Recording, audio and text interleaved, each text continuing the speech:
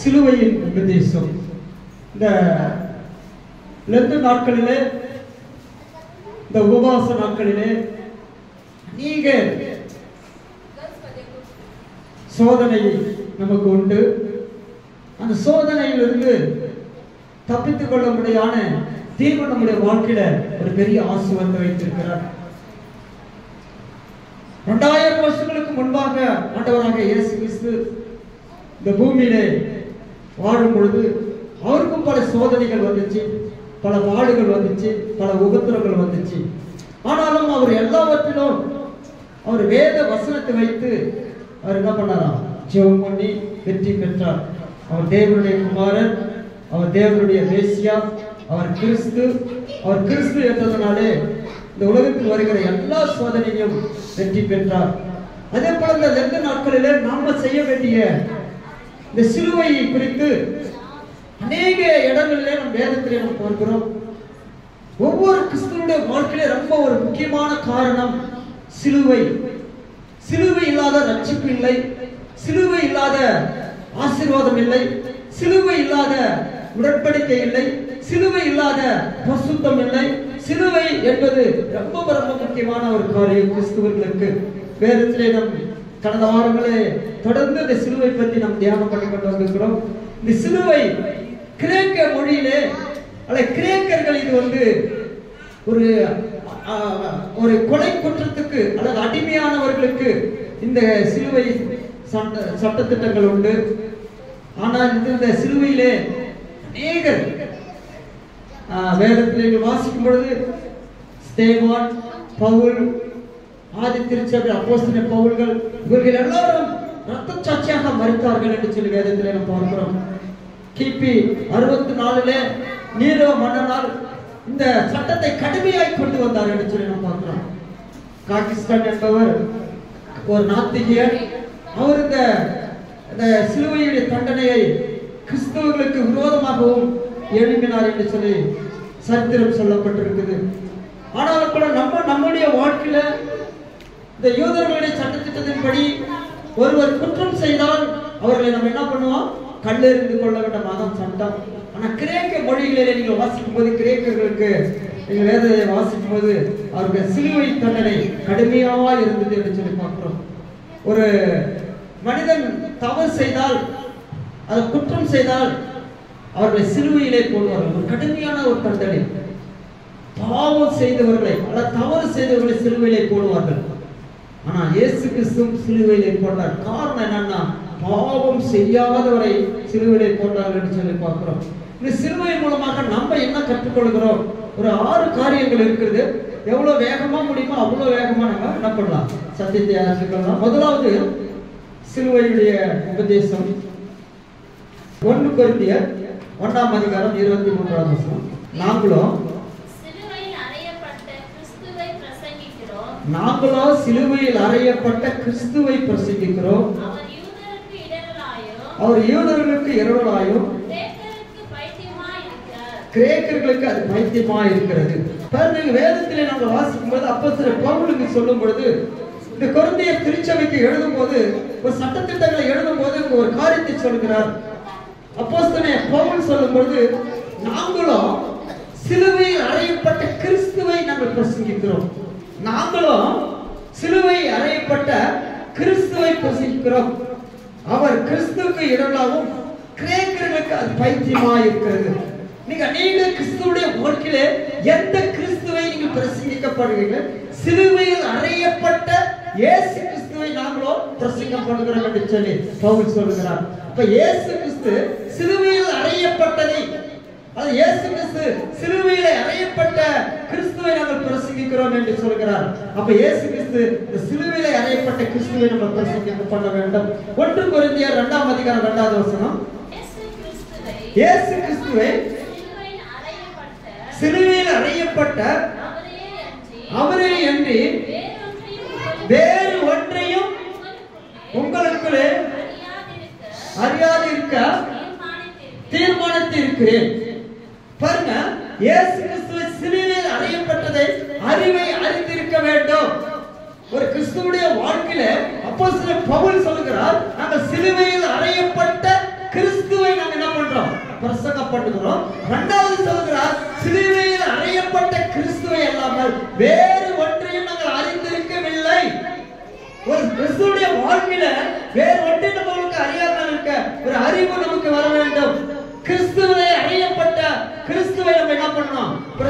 பண்ணப்பட்டிருக்கிறது. மூன்றாவது அப்போஸ்தலர் பவுல் 4ஆம் அதிகாரம் 10வது வசனம், உங்களால் சிலுவையில் அறையப்பட்டவனும் தேவனால் மரித்திருந்து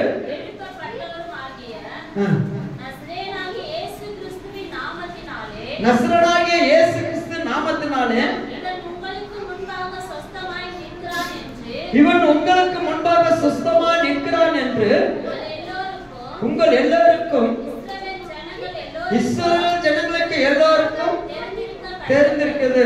சரி, உங்களால் சிலுவையில் அறையப்பட்டவர் தேவன் மரித்தோர் வந்து எழுந்திருப்பார் என்று சொல்லி நசரேயனாகிய இயேசு கிறிஸ்து நாமத்தினாலே உங்களுக்கு முன்பாக சொல்கிறேன். இந்த அப்போஸ்தலர் பவுல் எதை குறித்து பிரசங்கம் பண்ணுகிறார் என்று சொன்னால் சிலுவை குறித்து பிரசங்கம் பண்ணுகிறார்கள். எந்த சிலுவை? கள்ளனுடைய சிலுவையா? இந்த உலகத்துக்கு வைத்தியமா இருக்கிற சிலுவையா? இல்ல இந்த உலகத்துல அவமானப்படுத்தப்பட்ட சிலுவையா?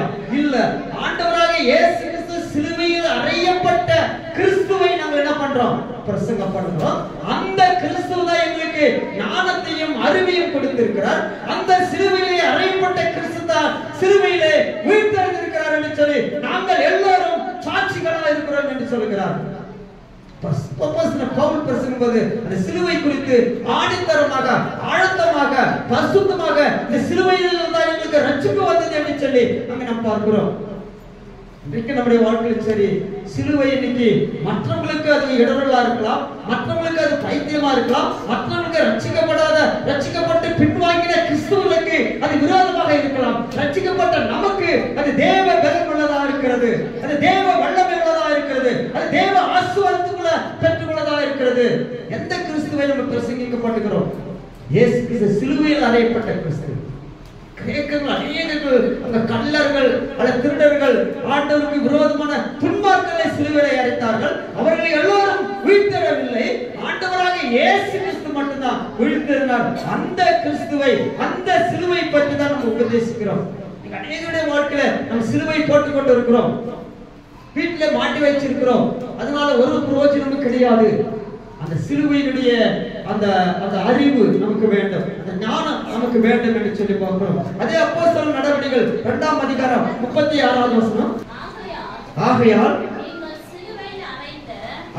நீங்கள் சிலுவையில் அறைந்த இந்த இயேசுவை தேவன் ஆண்டவரும் கிறிஸ்துவாய் இருக்கிறார் என்று இஸ்ரவேல் குடும்பத்தார் யாவரும் நிச்சயமாய் அறிந்திருக்க வேண்டும் என்றார். பாருங்க, எந்த கிறிஸ்துவை கேட்கும் பொழுது சொல்கிறார்கள், ஆகையால் நீங்கள் சிலுவையில் அறைந்த இந்த இயேசுதான் ஆண்டவராகிய கிறிஸ்து என்றும் இஸ்ரவேல் வம்சத்தாருக்கு, இஸ்ரவேல் குடும்பத்திற்கு யாவரும் நிச்சயமாகவே நீங்கள் என்ன பண்ணீங்க?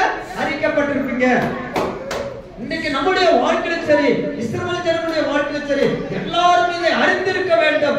ஒவ்வொரு குடும்பமும் எதை சொல்லிக்கனா, இயேசு கிறிஸ்து தேவன் ஆண்டவராகிய இயேசு கிறிஸ்து சிலுவையில் அறையப்பட்டவர். நீங்க என்ன பண்ணீங்களோ ஒவ்வொருவரும் நீங்கள் அறிந்திருக்க வேண்டும். இந்த கிறிஸ்துவ தான் எல்லோரும் அதை என்ன பண்ணலாம்? குற்றம் சாட்டினார்கள். அவரை சிலுவையிலே போடும் என்று தூக்கு தண்டனைக்கு, அவர்கள் மரண தண்டனைக்கு சிலுவையிலே போட வேண்டும் என்று சொன்னார்கள். இன்றைக்கு நாம் எப்படிப்பட்டவர்களா இருக்கிறோம்? இந்த கிறிஸ்து நமக்கு ரொம்ப முக்கியமா இருக்குது. இந்த கிறிஸ்து ஏன் சிலுவையிலே அறையப்பட வேண்டும் என்று சொன்னால் முக்கியமான ஒரு காரியம். இன்னைக்கு அநேகருடைய வாழ்க்கையில இந்த சிலுவையிலே அறையப்பட்டவர்கள் நாம் எதை கேட்கணும்னா 3-6 காரியங்களை குறித்து நான் சொல்ல போறேன். முதலாவது தேவ சித்தம். முதலாவது தேவ சித்தத்தை நாம் அறிந்து கொள்ள வேண்டும். இயேசு கிறிஸ்து ஏன் சிலுவையிலே மரிக்க வேண்டும் நமக்கு தெரிந்திருக்க வேண்டும். இயேசு கிறிஸ்து சிலுவையிலே அறையப்படுவதற்கு காரணம் என்னன்னா, அது தேவனுடைய சித்தம், அது பிதாவுடைய சித்தத்தின்படி இந்த உலகத்தில், இந்த பூமியிலே அவர் வாழும் பொழுது நீ கண்டிப்பாக நிச்சயமாகவே 3 வருஷம் உலகத்துல 33 வருஷம் ஊழியம் செய்து 3 வருஷம் ஊழியம் செய்து கடைசியாக சிலுவையிலே அறையப்பட வேண்டும் என்று சொல்லி தேவ சித்தமாக இருக்கத்தான். அப்ப தேவ சித்தம் அந்த சிலுவையிலே உபதேசிக்கிறவர்களுக்கு நம்ம தேவ சித்தத்தை நம்ம அறிந்து கொள்ள வேண்டும். மத்தேயு 7ஆம் அதிகாரம், பரலோகத்தில் இருக்கிற என் பிதாவுடைய சித்தத்தின்படி செய்கிறவனே பரலோக ராஜ்யத்தில் பிரவேசிப்பான் அல்ல. என்னை நோக்கி கர்த்தாவே கர்த்தாவே என்று சொல்லுகிறவன் அதை நேசிப்பதில்லை. பரலோகத்திலே பிதாவுடைய சித்தத்தின்படி செய்கிறவன், பிதாவுடைய சித்தத்தை செய்கிற பிள்ளைகள் என்னை நோக்கி கடைசி காலத்துல என்னை நோக்கி கூப்பிடுவார்கள். அப்ப நான் சொல்லுவேன், என்னுடைய சித்தத்தை யாரெல்லாம் செய்திருக்கிறார்களோ அவர்களை பார்த்து தான் சொல்லுவேன், என் பிதாவுடைய சித்தத்தை செய்தார்கள், இவருக்கு மட்டும்தான் நான் என்ன பண்ணுவேன், இடம் கொடுக்கப்படும் அப்படின்னு சொல்லப்பட்டது. நீங்க அந்த வசனத்தை நீங்க வாசிக்கும் பொழுது சொல்லப்படுது, என்னை நோக்கி கர்த்தாவே கர்த்தாவே என்று சொல்லுவார்கள், ஆனாலும் அதுல பிரவேசிப்பதில்லை. பரலோகத்துல என்னுடைய சித்தத்தின்படி செய்கிறவன் எவனோ அவன் என்ன பண்ணுவானா, அவரை பரலோக ராஜ்யத்துல பிரவேசிப்பார்கள். ஆண்டோடைய சித்தம் இருந்தது, அதாவது அவர் சிலுவையிலே மரிக்கப்பட்டார். அதனால தான் அவர் சிலுவையிலே என்ன பண்ணாராம், தொங்கினார் என்று சொல்லி நாம் பார்க்கிறோம். வாசியம், எல்லா மனுஷரும் ரட்சிக்கப்படவும் சத்தியத்தை அறிகிற அறிவை நாமல் அடையவும் அவர் சித்தமுள்ளவராயிருக்கிறார். எல்லா மனுஷரும் ரட்சிக்கப்பட சத்தியத்தை அறிகிற அறிவிலை அடையும்படி அவர் சித்தமுள்ளவராக இருக்கிறார். ஆண்டவருடைய சித்தம் என்னன்னா, ஆண்டவருடைய சித்தத்தை எல்லா மனுஷரும் ரட்சிக்கப்பட வேண்டும், எல்லா மனுஷரும் தேவ சித்தத்தை அறிந்து கொள்ள வேண்டும். அதுதான் அவருடைய சித்தமா இருந்துச்சு. அவருடைய சித்தத்தின் படிதான் ஆண்டவராக இயேசு கிறிஸ்து என்ன பண்ணாராம், அந்த சிலுவிலே மரித்தார். சிலுவிலே என்ன பண்ணாரு, மரித்தார் என்று சொல்லி நாம் பார்க்கிறோம். மத்தேயு 16ஆம் அதிகாரத்துல 24வது வசனத்தை நீங்க வாசித்தீங்கன்னா அங்க சொல்லப்பட்டிருக்கிறது, தன்னைத்தான் வெறுத்து தன் சிலுவை எடுத்துக்கொண்டு வருகிறவன் என்னை பின்பற்ற கடுவான் என்று சொன்னார். அப்ப இந்த உலகத்துல நீங்கள் வாழும் பொழுது, நீங்க ரட்சிக்கப்பட்ட பிறகு, மன திருமணம் பிறகு, நீங்க ஆண்டவருக்கு கடிகொடுத்த பிறகு, நீங்க தன்னைத்தான் வெறுத்து தன்னுடைய ஊழியத்தை நீங்க செய்யும் பொழுதுதான் ஆண்டவருடைய பின்னே வர முடியும். நீங்க ஆண்டவருடைய பின்னே நீங்க செல்ல வேண்டும் சொன்னா, இந்த உலகத்தை நீங்கள் வெறுக்க வேண்டும் என்று சொல்றார். இந்த உலகத்தை நீங்க எப்ப வெறுக்கிறீங்களோ, இந்த உலகத்தினுடைய எல்லாத்தையும் வெறுத்து ஆண்டவருக்கு பின் செல்ல வேண்டும் என்று சொல்லப்படுது. அதுதான் தேவ சித்தமா இருக்கிறது. நல்ல ஒரு கிறிஸ்துவனுடைய வாழ்க்கையில தேவ சித்தம் சொன்னா நம்ம வெறுக்க வேண்டும். கடைசியாக பவுல் சொல்றாரு, ரோமர் 6ஆம் அதிகாரம் 6ஆம் வசனத்தை நீங்க வாசிக்கும் போது, பழைய மனுஷன் எல்லாரும் என்ன பண்ணுமா, சிலுவிலே அறையப்பட வேண்டும்.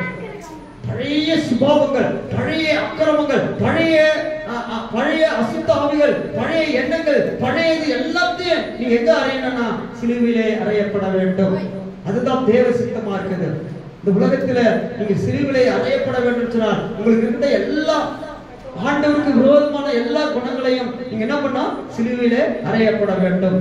அப்படி சிலுவிலே நீங்க அறைந்தாதான் அது தேவ சித்தமா இருந்தது. வேதத்தில் நீங்க பழைய ஏற்பாட்டு காலத்துல அநேக இடங்களில் நீங்க வாசிக்கும் போது இயேசு கிறிஸ்து சிலுவிலே அறையப்படும் என்று அநேக இடங்கள் சொல்லப்பட்டிருக்குது. அதனாலதான் தேவன் என்ன பண்ணாரா, இந்த சிலுவையிலே அறையப்பட்டார தேவ சித்தமாக. இரண்டாவதாக நம்ம வேதத்தில் நீங்க வாசிக்கும் போது கீழ்ப்படிதல் ரொம்ப முக்கியம். இந்த சிலுவையை எதை கற்றுக் கொடுக்கிறது என்று சொன்னா, ஒவ்வொரு கிறிஸ்துவனுடைய வாழ்க்கையிலும் கற்றுக்கொள்கிற முக்கியமான ஒரு பாடம் எதுன்னு சொன்னா கீழ்ப்படிதல். நீங்க அநேக நேரத்துல நம்ம கீழ்ப்படிக்கிறதே கிடையாது.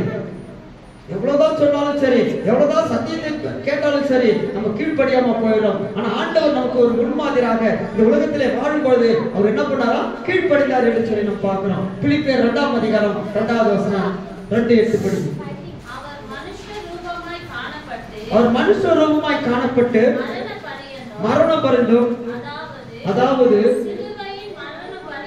சிலுவையில் மரண பரியந்தம் கீழ்ப்படிந்தவராகி தம்மை தாமே தாழ்த்தினார். கடைசி வரைக்கும் தன்னை தாழ்த்தினார். அந்த சிலுவையில் அடியப்படும் வரைக்கும் தாழ்த்தினார். ஒரு நல்ல கிறிஸ்துவனுடைய வாழ்க்கையில நீங்க ரட்சிக்கப்பட்ட பிறகு கடைசி வரைக்கும் மரணம் வரைக்கும் தன்னை தாழ்த்த வேண்டும் என்று சொல்லப்பட்டிருக்கு. இங்க பழைய காலத்துல நீங்க வாசிக்கும் போது ஆதாமுடைய வாழ்க்கையில பார்க்கும்போது அவர் கீழ்ப்படியாம போனதுனாலே அந்த தோட்டத்தை விட்டு ஆண்டவர் என்ன பண்ணாராம், வெளியேற்றப்பட்டார். பாவம் செய்த பிறகு அந்த தோட்டத்தில் அவங்களுக்கு என்ன கிடையாதா, இடம் இல்லாமல் போய்விட்டது. அந்த தோட்டத்தில் அவங்களுக்கு என்ன இல்லையா, இடம் இல்லாம வெளியேற்றப்பட்டது என்று சொல்லப்பட்டிருக்கு. ஆதியாகமம் புஸ்தகம் 26ஆம் அதிகாரம் 4வது வசனத்தில் நீங்க வாசிக்கும் போது ஆபிரகாம் சொல்லுகிறார், என் சொல்லுக்கு நீங்க கீழ்ப்படிந்தபடினால்தான் உன்னை நான் என்ன பண்ணுவேன், ஆசீர்வதிப்பேன் அப்படின்னு சொன்னார். ஆண்டவருடைய வார்த்தைக்கு நீங்கள் கீழ்ப்படிய வேண்டும். உலகத்துக்கு நம்ம கீழ்ப்படுகிறோம், உலகத்துடைய அதிகாரிகளுக்கு நம்ம கீழ்ப்படுகிறோம், உலகத்தினுடைய ராஜாவுடைய கட்டளைக்கு நம்ம கீழ்ப்படுகிறோம். ஆனா ராஜாதி ராஜாவாகிய ஆண்டவராகிய உன்னுடைய பாவத்துக்கும் என்னுடைய பாவத்துக்கும் இந்த உலகத்துல எல்லாருடைய பாவத்துக்கும் சிலுவையிலே அறையப்பட்ட அந்த இயேசு கிறிஸ்துவுக்கு, அந்த உயிருள்ள தேவனுக்கு ஆண்டவருக்கு நம்ம கீழ்ப்படுகிறோமா? நிச்சயமாக நீங்கள் கீழ்ப்படியும் போது தான் ஆண்டவர் நம்முடைய வாழ்க்கையில ஒரு பெரிய ஆசீர்வாதம். எந்த நீங்க கீழ்ப்படியும் போது ஆண்டவர் உங்களுக்கு கற்றுக் கொடுக்கிற பாடம் என்னன்னா, ஆண்டவர் உங்களை என்ன பண்ணலாம், ஆசீர்வதிப்பார் என்று சொல்லப்படும். 26ஆம் அதிகாரம் 9ஆம் வசனம். ஆகையால் அக்கிரிப்பா ராஜாவே, நான் அந்த பரம தரிசனத்துக்கு கீழ்ப்படியாதவனாய் இருக்கவில்லை. பாருங்க, அதுக்கு மேல நீங்க வாசிக்கும் போது அப்போஸ்தலர் பவுல் சொல்றார், நான் கிறிஸ்தவர்களை அழிக்க வேண்டும், நான் கிறிஸ்தவர்களை துன்பப்படுத்த வேண்டும் என்று சொல்லி ஒரு லெட்டர் வாங்கி போனேன். ஆனால் போகிற வழியிலே தேவன் என்னை சந்தித்தார். நான் 3 நாள் பாறை இல்லாமலும் பசியும் இல்லாமலும் பாறை இல்லாமல் கடக்கும் பொழுது தேவன் எனக்கு ஒரு தரிசனத்தை கொடுத்தார். அந்த தரிசனத்துக்கு நான் என்ன பண்ண வேண்டும், கீழ்ப்படிய வேண்டும். அதுதான் சொல்றாரு, அகரிப்பா ராஜாவுக்கு முன்னாடி, இந்த உலகத்தினுடைய ராஜாவுக்கு முன்னாடி, இந்த உலகத்தை அழிந்து கொண்டிருக்கிற சாத்தானுக்கு முன்னாடி நம்ம நிற்கும் பொழுது அந்த பரம தேசத்துக்கு நம்ம கீழ்ப்படிய வேண்டும். அல்லேலூயா. உலகத்துக்கு நம்ம கீழ்ப்படுகிறோம். ஒரு ஒரு அரசாங்க சட்டத்திட்டம் போட்டோம்னா அது உடனே நம்ம கீழ்ப்படுகிறோம். ஆனா ஆண்டுடைய வார்த்தைக்கு நம்ம கீழ்ப்படுகிறோமா? ஆண்டுடைய வார்த்தைக்கு இன்னைக்கு எத்தனை குடும்பங்கள் கீழ்ப்படியாம போனது, இன்னைக்கு நாசமாக போய் கொண்டு இருக்கிறது. ஏனோ தோணமாக இருக்கிறார்கள், ஆண்டுடைய வார்த்தைக்கு கீழ்ப்படுகிறதே இல்லை. அதுதான் ஆகையால் அகிரிப்பா ராஜாவே, நான் அந்த பரம தரிசனத்துக்கு கீழ்ப்படியாமல் இருப்பது எப்படி அப்படின்னு கேட்கிறார். ஆண்டவர் எனக்கு கற்றுக் கொடுத்த ஒரு பாடம். அப்போஸ்தலர் பவுல் எனக்கு சொல்றார், நான் அந்த அகிரிப்பா ராஜாவுக்கு முன்னாடி சரி, இந்த உலகத்தினுடைய அதிபதிக்கு முன்னாடி சரி, என்னுடைய ராஜாதி ராஜாவை நான் குறித்து என்ன பண்ணுவேன், கீழ்ப்படியாத இருக்க மாட்டேன். அவருக்கு நான் கீழ்ப்படிவேன். இந்த உலகத்துக்கு நான் என்ன பண்ண மாட்டேன், கீழ்ப்படிவே மாட்டேன்னு சொல்றாரு. அப்ப நம்ம வாழ்க்கையில ஆண்டவர் நம்ம ஒரு தீர்மானத்தை நம்ம எடுத்துக்கணும். ஆண்டவராக 2000 வருஷங்களுக்கு முன்பாக எனக்காக அந்த சிலுவையிலே, எனக்காக என் குடும்பத்துக்காக, அந்த உலகத்துடைய பாவத்துக்காக, எல்லாருடைய பாவத்துக்காகவும் ஆண்டவராக இயேசு கிறிஸ்து அந்த சிலுவையிலே அறையப்பட்டதை நான் உணர்ந்து நீங்கள் கீழ்ப்படியும் போது ஆசீர்வாதத்தை பெற்றுக்கொள்ள வேண்டும். ஒருவேளை பழைய ஏற்பாடு காலத்தில் ஆதாமுடைய வாழ்க்கையை பார்க்கும்போது கீழ்ப்படியாம போனதுனால திரும்பவும் அதே நிலைமைக்கு வரும்பொழுது அந்த ஏதேன் தோட்டத்துல ஒரு சுடரொளி பட்டயத்தை ஆண்டவர் வைத்திருந்தார். ஏன் என்று சொன்னால், பாவம் செஞ்சு விட்டு அந்த ஏதேன் தோட்டத்துக்குள்ள உள்ளார நுழையவே முடியாது. அல்லேலூயா. அந்த ஆண்டவர் அந்த தோட்டத்தை அடைத்து விட்டார். 2 தேவதூதர்களை வைத்தார். அங்க சுடரொளி பட்டயத்தை வைத்தார். யாராவது அந்த தோட்டத்துக்குள்ளாரே பாவம் செஞ்சுட்டு நீங்க உள்ளார போனீங்கன்னா அந்த பாவம் செய்கிற ஆண்டவர் என்ன பண்ணலாம், தேவதூதர்கள் என்ன பண்ணலாம், ஒரே வெட்டுதான். அல்லேலூயா, அல்லேலூயா. இன்னைக்கு ஆண்டவருடைய வாழ்க்கையில நம்ம ஆண்டவருடைய சத்தியத்தை எத்தனை கேட்டிருக்கிறோம், நம்ம கீழ்ப்படுகிறோமா? முதலாவது நான் சொன்ன தேவ சித்தம். இந்த சிலுவை எதை குறிக்கிறதுன்னு சொன்னா தேவ சித்தத்தை குறிக்கிறது. இரண்டாவது எதை குறிக்கிறதுனா கீழ்ப்படுகிறதை குறிக்கிறது. மூன்றாவது இந்த சிலுவை எதை குறிக்கிறது என்று சொன்னால் உபத்திரவம். ஒவ்வொரு கிறிஸ்துவனுடைய வாழ்க்கையிலும் இந்த உலகத்தில் நமக்கு என்ன உண்டு, உபத்திரவங்கள் உண்டு. ஏனெனில் அநேகர் வேறு விதமாய் நடக்கிறார்கள். கிறிஸ்துவின் சிலுவையின் பகையினர் என்று உங்களுக்கு அநேக தரம் சொன்னேன். இப்பொழுதும் கண்ணீரோடு சொல்லுகிறேன், அவருடைய முடிவு அழிவு, அவருடைய தேவன் வயிறு, அவருடைய மகிமை அவருடைய இலட்சியே. அவர் பூமிக்கு அடுத்தவைகளை சிந்திக்கிறார்கள். நம்முடைய குடியிருப்போ பரலோகத்திலே இருக்கிறது. அங்கே இருந்து கர்த்தராகிய இயேசு கிறிஸ்துவை என்னும் இரட்சகரை எதிர்பார்த்து கொண்டிருக்கிறோம். 18ஆம் வசனம் திரும்ப படிங்க. அநேகர் வேறு விதமாய் நடக்கிறார்கள். அநேகர் ரட்சிக்கப்பட்ட பிள்ளைகள், அநேக ஆண்டவரை ஏற்றுக்கொண்ட பிள்ளைகள் இந்த சிலுவைக்கு விரோதமாக நடக்கிறார்கள். சிலுவைதான் நமக்கு ரட்சிக்க கொடுக்கப்பட்டது. சிலுவைதான் நமக்கு நம்முடைய பகையை, ஆதாமுடைய அந்த பகையை ஆண்டவருக்கு சாத்தானுடைய அந்த தலையை ஆண்டவர் தான் நசுக்கினார். அந்த சிலுவையில தான் நமக்கு வெற்றி வந்தது. ஆனாலும் கூட சத்தியத்தை கேட்டு அநேகர்கள் என்ன நடக்கிறாங்க, வேறு விதமாய் நடக்கிறார்கள். அவர்கள் கிறிஸ்துவின் சிலுவையின் பகை என்று உங்களுக்கு அநேக தடவை சொன்னேன். இப்பொழுதும் கண்ணீரோடு சொல்லுகிறேன். அப்போஸ்தலர் பவுல் இந்த பிலிப்பியருக்கு எழுதும்போது கண்ணீரோடு வேதனையோடு சொல்கிறார், இந்த சின்னத்தை, இந்த சிலுவையின் சின்னத்தை நீங்கள் அவமானப்படுத்துகிறீர்கள். இந்த சிலுவையை நீங்க என்ன பண்றீங்க, அவமானப்படுத்துகிறீர்கள். இந்த சிலுவைக்கு கீழ்ப்படியாம போகிறீர்கள். இந்த சிலுவையை சுமக்க வேண்டும் என்று சொன்னால் உங்களுக்கு என்ன இருக்கும், தன்னைத்தான் வெறுத்து தன் சிலுவையை எடுத்துக்கொண்டு வர வேண்டும். சிலுவை எப்படிப்பட்ட சிலுவையாக இருக்கிறது? அவருடைய வயிறு, அவருடைய அழிவு, அவருடைய முடிவு, அவருடைய வயிறு சொல்லப்பட்டிருக்கிறது. இந்த பூமி கட்டுகளை நீங்க சிந்தித்துக் கொண்டிருக்கீர்கள். இந்த பூமி ஒரு நாளைக்கு அழிஞ்சு போயிடும் என்று சொல்லுகிறார்கள். இதை கேட்டுக்கொண்டிருக்கிற ஒவ்வொருடைய வாழ்க்கையும் சரி, நாம் வேறு விதமாக நடக்கவே கூடாது. ஆண்டுக்கு விரோதமாக நடக்கிற பிள்ளைகளை பார்த்து தான் சொல்கிறார், நம்முடைய குடியிருப்பு பரலோகத்திலே இருக்கிறது.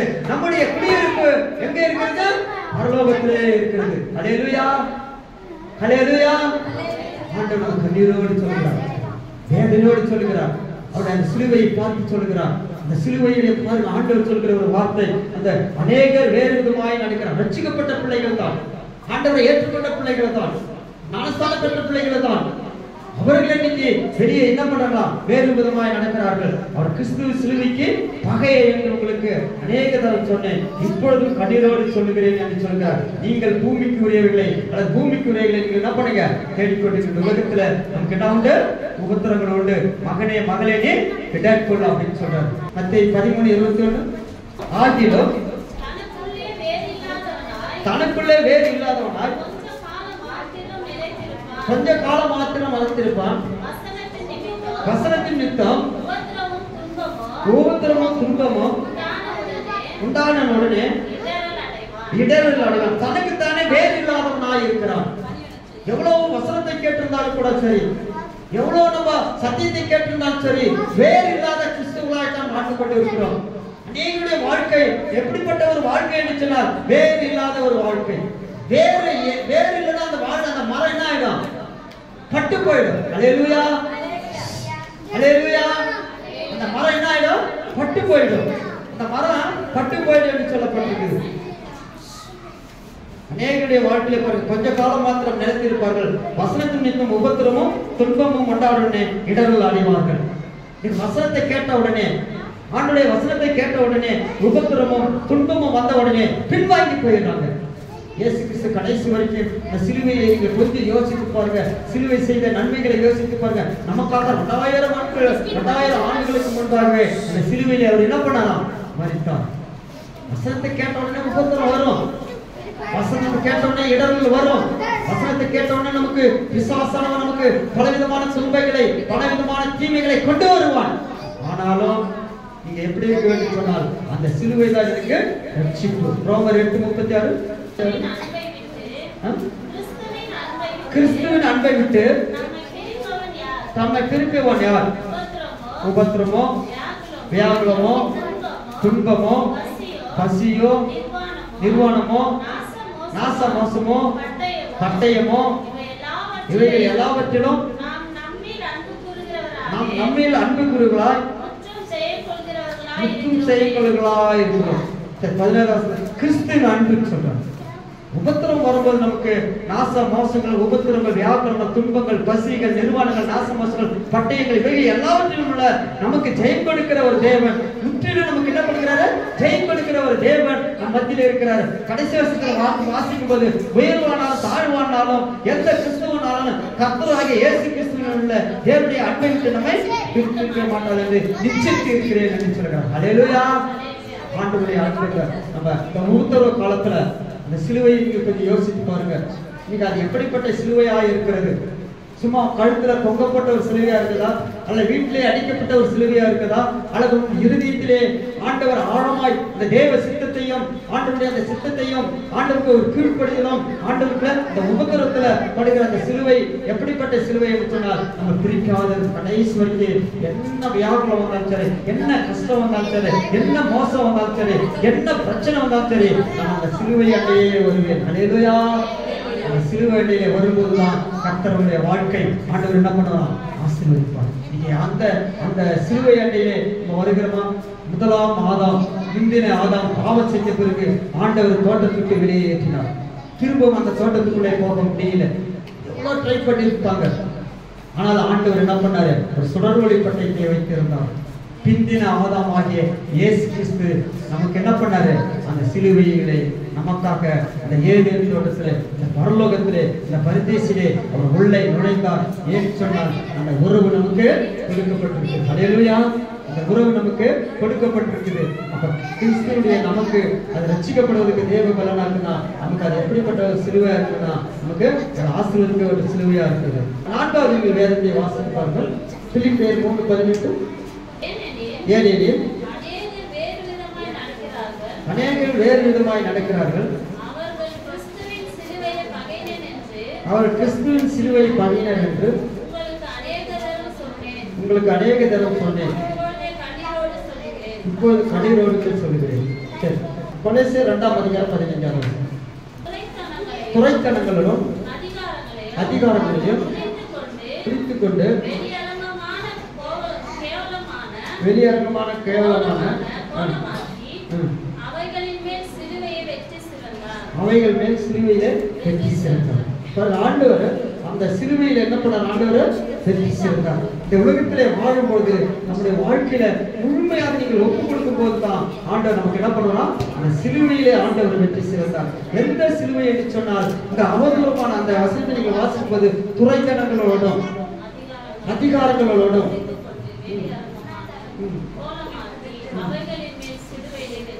பாருங்க, துரைத்தனங்கள், இந்த உலகத்தினுடைய அதிகாரிகள், இந்த உலகத்தில் ஆளுகை செய்கிறவர்கள், இந்த உலகத்தோடு கூட ஆண்டவருக்கு விரோதமாக பேசுகிறவர்கள், இந்த உலகத்தோடு கூட ஆண்டவருக்கு விரோதமாக பேசுகிறவர்களை ஆண்டவர் பார்த்து சொல்கிறார். இப்படிப்பட்டவர்களுக்கு ஆண்டவர் என்ன பண்ணாராம்? சிலுவையிலே வெற்றி சிறந்தார். வெற்றி சிறந்த ஒரு கிறிஸ்து நமக்குள்ளே இருக்கிறார். வெற்றி சிறந்த கிறிஸ்து நமக்குள்ளே இருக்கிறார் என்று சொன்னால் இந்த உரிமையை, அந்த ஜெயத்தை நம்ம என்ன பண்ண முடியும்? வெற்றி கொள்ள முடியும். ஒவ்வொரு கிறிஸ்துவனுடைய வாழ்க்கையிலே முதலாவது நான் சொன்ன அந்த தேவ சித்தத்தை நீங்கள் ஒப்புக் கொடுக்க வேண்டும். 2வது நான் சொன்னேன் ஆண்டவருடைய அந்த கீழ்ப்படிதலுக்கு ஒப்புக் கொடுக்க வேண்டும். 3வது நான் சொன்னேன் உபத்திரத்துக்கு நீங்கள் ஒப்புக் கொடுக்க வேண்டும். 4வது நீங்கள் வேதத்தை வாசிக்கும் போது அந்த சிலுவையுடைய அடையாளம் எதை சொல்லுகிறதுனா வெற்றி சிறந்த ஒரு சிலுவையா இருக்குது. இந்த உலகத்துல அவர் துரைத்தனங்களோடு அதிகாரிகளோடும் அவருடைய வஸ்திரத்தை குறித்து அவருக்கு விரோதமாக என்ன பண்ணாங்க? அவங்க என்ன பண்ணாங்க?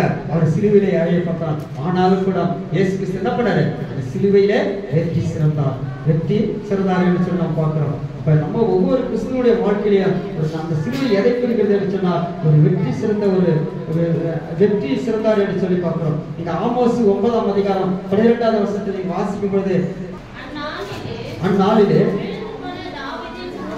விழுந்து போன தாவீதின் கூடாரத்தை திரும்ப எடுத்து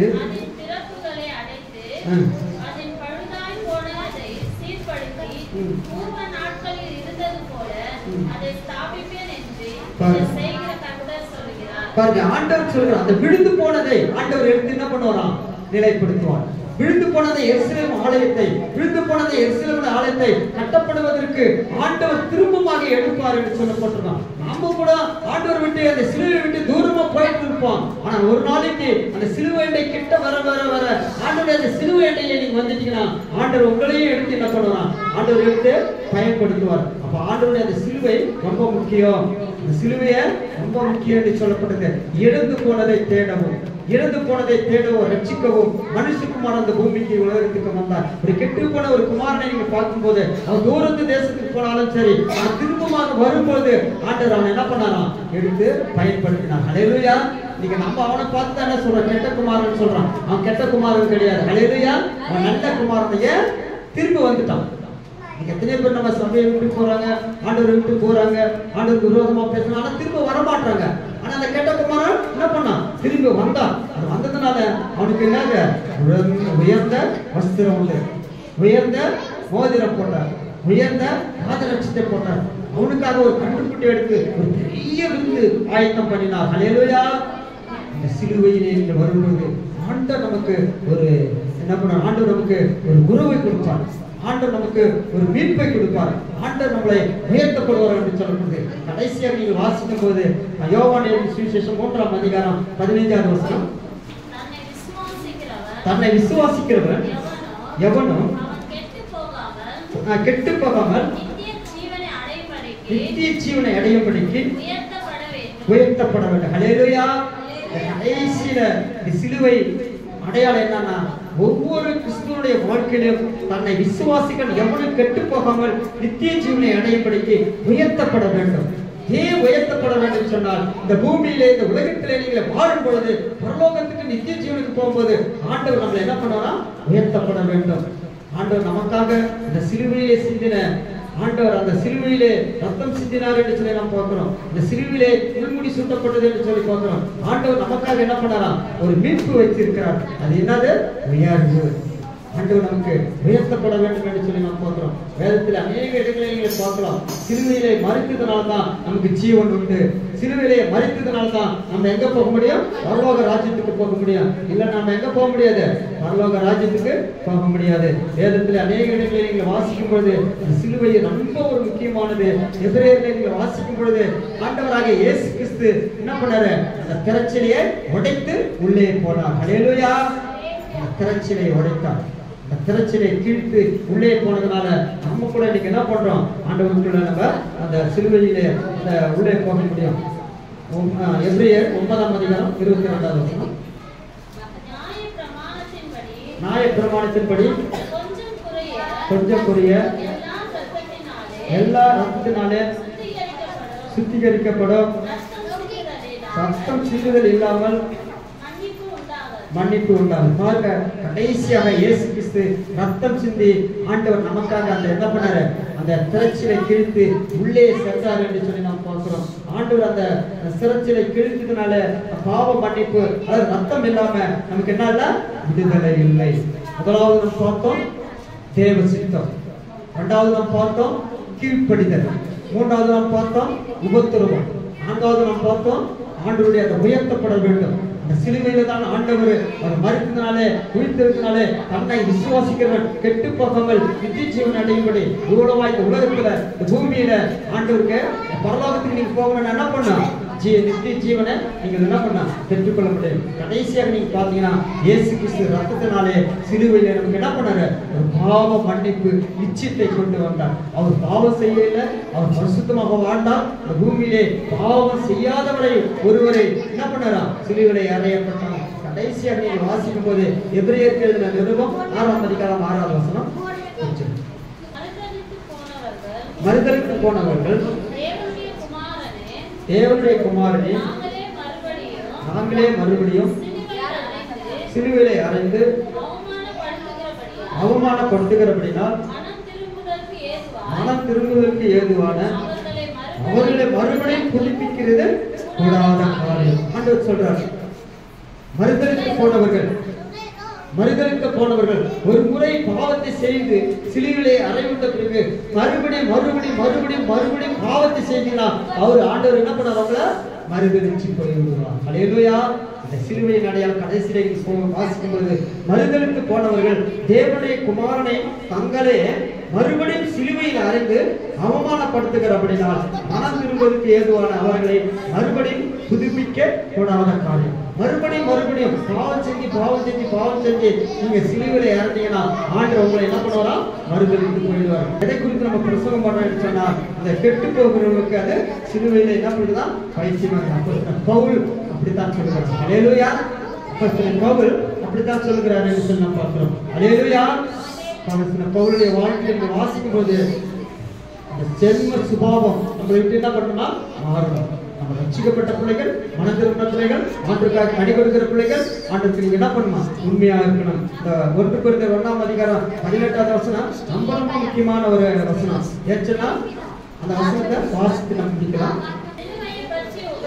சிலுவை பற்றி உபதேசம் கெட்டு போகிறவர்களுக்கு பைத்தியமா இருக்கிறது, ரட்சிக்கப்படுவதற்கு நமக்கோ தேவ பலனாக. ஹல்லேலூயா!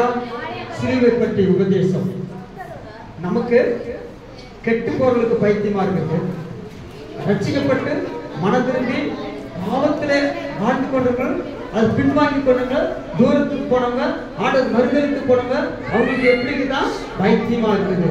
ஆனா ரட்சிக்கப்பட்ட நமக்கு புறஜாதி ஜனங்களாகிய நம்ம அதை ஏற்றுக்கொண்ட நமக்கு அது எப்படி இருக்குதான்? தேவ பலனா இருக்குது, தேவ வல்லமையா இருக்குது, தேவ ஆசீர்வாதம் நமக்குள்ள இருக்குது. அதனால அந்த சிலுவையை இந்த நாட்கள்ல, இந்த உபவாச நாட்கள்ல நம்ம அதிகமா என்ன பண்றோம், இந்த சிலுவை குறித்து தியானம் பண்ணுங்க. நிறைய இடங்களில் சொல்லப்பட்டிருக்குது. இந்த சிலுவை எங்கெல்லாம் சொல்லப்பட்டத அது தனக்காக என்று சொல்லி எடுத்துக்கொள்ளுங்க. 2000 வருஷங்களுக்கு முன்பாக ஆண்டவராக இயேசு கிறிஸ்து சிலுவையிலே மரித்து உயிர்த்தெழுந்து 3ஆம் நாள் உயிர்த்தெழுந்த கிறிஸ்து தான் அப்போஸ்தலன் பவுல் பிரசங்கம் பண்ணினார். நாம அதுதான் பிரசங்கம் பண்றோம். நாம அதன்படி நடக்கும்போது ஆண்டவர் உங்களுக்கு என்ன கொடுப்பாரு? நித்திய ஜீவன் உண்டு. இந்த நித்திய ஜீவனுக்கு இந்த உலகம் நமக்கு கொடுக்காது. இந்த உலகம் நமக்கு சமாதானம் கொடுக்காது. இந்த உலகத்துல நமக்கு வெற்றி இல்லை. ஆனா ஆண்டவருடைய பார்வைக்கு வெற்றியுள்ள ஒரு கிறிஸ்தவர்களாக வாழ்வோம். தேவன் தாம் இந்த வசனங்களை கர்த்தர் ஆசீர்வதிப்பார், மகிமைப்படுத்துவார். அல்லேலூயா, அல்லேலூயா. ஆண்டவரே, இந்த அருமையான இந்த ஓய்வு நாளுக்கா நம்முடைய துதிக்கு ஸ்தோத்திரிக்கிறோம். ஆண்டவரே, வேதம் இப்படியா சொல்லப்பட்டிருக்கிறது. சிலுவையின் உபதேசம் கெட்டு போவதற்கு அது பைத்தியமா இருக்கும். நமக்கும் அந்த ரட்சிக்கப்பட்ட தேவ பலனாய் இருக்கிறது என்று சொன்ன தேவன் இதை கேட்டுக்கொண்டிருக்கிறதை பார்த்து கொண்டிருக்கிற ஒவ்வொருடைய வாழ்க்கையிலும் ஆண்டவரே, அந்த தேவ சித்தத்தின்படி 2000 வருஷங்களுக்கு முன்பாக ஆண்டவரே இந்த பூமியிலே, இந்த உலகத்திலே சிலுவையிலே மரித்தார் என்று சொல்லி நாங்கள் பார்க்கிறோம். 2வது ஆண்டவரே, இந்த உபத்திரத்துல மத்தியில் ஆண்டவரே எவ்வளவு பாடுகள், கிறிஸ்துவின் அன்பை விட்டு எங்களை பிரிக்கவே முடியாது ஆண்டவரே. கிறிஸ்துவுடைய அன்பு ஆண்டவர், அந்த சிலுவையுடைய அன்பு ஆண்டவர், அந்த சிலுவையுடைய தேகம் ஆண்டவரே, எங்களுடைய வாழ்க்கையில ஆண்டவரே தூரத்துக்கு போய் ஆண்டவர் திரும்ப ஆண்டவரை ஒன்று சேர்க்க அந்த உரிமையை பெற்றுக்கொள்ள ஆண்டவரே, இந்த சிலுவை எனக்காக ஆண்டவரே அடிக்கப்பட்டார் என்று சொல்லி அநேக கிறிஸ்துவுடைய வாழ்க்கை மனம் திரும்பப்படியாகி ஆண்டவரே, ஆண்டவரே அந்த சிலுவையிலே ஆண்டவர் கீழ்ப்படிக்கிற பிள்ளைகளாக ஆண்டவரே, கீழ்ப்படியாம போன அந்த ஆதாமை ஏதேன் தோட்டத்தை விட்டு வெளியே தோற்றினார் ஆண்டவரே. ஆனால் அந்த கெஸ்தமனை தோட்டத்தில் ஆண்டவரே எங்களுக்காக ஆண்டவரே ரத்தம் சிந்தி அந்த சிலுவையிலே ஆண்டவரே அந்த திரைச்சாலையை 2ஆ கிழிக்கப்பட்டது என்று சொல்லி பார்க்கிறோம் ஆண்டவரே. ஒரு கூட்டத்தை ஆண்டவரே பரலோக ராஜ்யத்துக்கு கொண்டு போனீர் ஆண்டவரே. அப்போ அந்த நாள்ல வந்திருக்கிற வாலிப பிள்ளைகள், சிறு பிள்ளைகளுக்காய், வியாதிப்படுகிற பிள்ளைகள், கஷ்டப்படுகிற பிள்ளைகளுக்காய் ஆண்டவரே இயேசுவின் நாமத்தினால் அப்புறப்படுத்துகிறோம். இதோ நான் மரித்தேன், சதா காலம் நான் உயிரோடு இருக்கிறேன் என்று சொன்ன தேவன் ஆண்டவரே, ஆண்டவரே இந்த சிலுவை எங்களுக்கு ஒரு உரிமையாக கொடுக்கப்பட்டிருக்கிறது ஆண்டவரே. இந்த சிலுவையின் மூலம் நாங்கள் ரட்சிக்கப்பட்டிருக்கிற தேவ பலன் அடைந்திருக்கிறோம் ஆண்டவரே. பரிசுத்த வாழ்க்கையை இடங்களை கொடுத்திருக்கிறேன் ஆண்டவரே. இசப்பா இந்த சிலுவை விட்டு யாரெல்லாம் தூரம் போயிருக்கிறார்கள் ஆண்டவரே, அவர் திரும்ப இந்த சிலுவை அடியை கிட்டி சேரத்தக்கதாக ஆண்டவரே, தன்னைத்தானே ரட்சிக்க விரும்புகிறவன் ஆண்டவரே, தன் ஜீவனை ரட்சிக்க விரும்புகிறவன் ஆண்டவரே. அப்பா அந்த சிலுவையை நோக்கி பார்க்க வேண்டும் ஆண்டவரே. அப்பா அந்த சிலுவையை நோக்கி பார்த்த பிள்ளைகள் ஆண்டவரே, அவர்கள் ஒருபோதும் வெட்கப்பட்டு போகாதபடிக்கு இந்த ஸ்தலத்தில் ஏறெடுக்கிற செவியின் கண்கள் திறந்தவைகளா இருக்கட்டும். பெரிய அற்புதங்களை செய்யுங்க. வந்திருக்கிற குடும்பங்களை ஆசீர்வதிங்க. வர தடைப்பட்ட குடும்பங்களை ஆசீர்வதிங்க. எக்ஸாம் எழுதி கொண்டிருக்கிற பிள்ளைகளுக்கு செபிக்கிறோம். வாலிப பிள்ளைகளுக்கு செபிக்கிறோம் ஆண்டவரே. அப்பா அந்த ஆண்டவரே இந்த ஞானத்தை கொடுக்க முடியாது செபிக்கிறோம் ஆண்டவரே. இயேசுவே இந்த ஞானத்தை கொடுத்து மேற்கொண்டு படிக்கத்தக்கதாக கர்த்தரை உதவி செய்யுங்க ஆண்டவரே. வியாதிப்படுகிற பிள்ளைகளுக்கு ஆண்டவரே நீர் ஆசீர்வதிக்க வேண்டுமா செபிக்கிறோம். தொடர்ந்து பாதுகாத்து கொள்ளுங்க, பரிசுத்தப்படுத்துங்க ஆண்டவரே. இந்த சிலுவையின் உபதேசம் எங்களுக்கு ஒரு ஆசீர்வாதம் இருக்கட்டும் ஆண்டவரே. இந்த 40 நாள் உபவாச கூட்டத்தில் ஆண்டவரே, ஆண்டவரே யாரெல்லாம் ஜெபிக்கிறார்கள் ஆண்டவரே, உலகம் எங்கு போய் சர்வ சிருஷ்டிக்கு சுவிசேஷம் அறிவிக்கப்பட வேண்டும். நாங்களோ சிலுவையில் அறையப்பட்ட கிறிஸ்துவை பிரசங்கிக்கிறோம் என்று சொன்ன தேவன், அந்த கிறிஸ்துவானவர் எங்களுக்காக ஜீவனை கொடுத்ததற்காக நன்றி செலுத்துகிறோம். தொடர்ந்து பாதுகாத்துக் கொள்ளுங்க, பரிசுத்தப்படுத்துங்க. பிதா குமாரன் பரிசுத்தாவினால ஆசீர்வதிக்கிறோம், மகிமைப்படுத்துகிறோம். இயேசு கிறிஸ்து வேறுபட்டு நாம் ஜெபிக்கிற நிச்சயம் நல்ல பிதாவே. என் ஆத்துமாவே கர்த்தரை ஸ்தோத்திரி, என் முழுவதுமே பரிசுத்த நாமத்தை ஸ்தோத்திரி. என் ஆத்துமாவே கர்த்தரை ஸ்தோத்திரி, கர்த்தர் செய்த சகல உபகாரங்களையும். நம்முடைய கர்த்தராகிய இயேசு கிறிஸ்துவின் கிருபையும் பிதாவாகிய தேவனுடைய அன்பும் பரிசுத்த ஆவியாருடைய அன்யோன்ய ஐக்கியமும் இங்க வந்திருக்கிற அனைவரோடும் கூட நேற்று இன்றும் இயேசு கிறிஸ்துவினுடைய மரணம் மட்டும் எங்களை பிரிக்காது இருப்பதாக.